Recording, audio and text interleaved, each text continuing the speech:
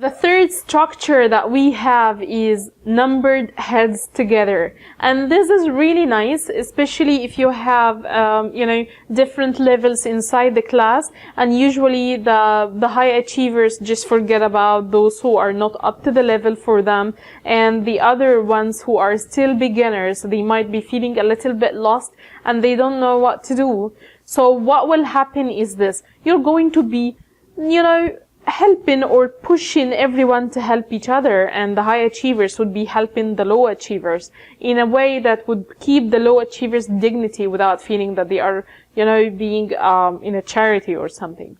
So what happens is like this. So you have divided, you remember the lineup structure? Now let's say that you have divided the class into teams using the lineup structure, and now you're going to do a structure called numbered heads together. So now we have 4 people in every team. So you're going to give every person inside every team a number with the, for example, a team of 4 will be having the numbers 1, 2, 3, 4.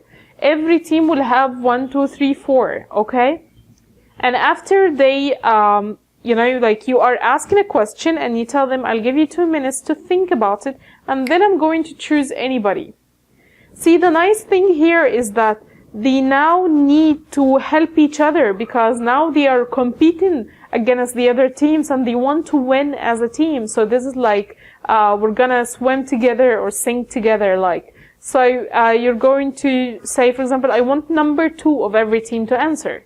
So now if number 2 is not the high achiever, the high achievers are going to help him or her, so that they would be able to give an answer. Because if you're not telling the students which number you're going to ask for. So you're going to say in the next question, after they have time to think about it, you're going to say, I want number 4 to answer. So now number 4 has to know the definition, or has to know the answer for what you are saying based on his or her discussion with their team.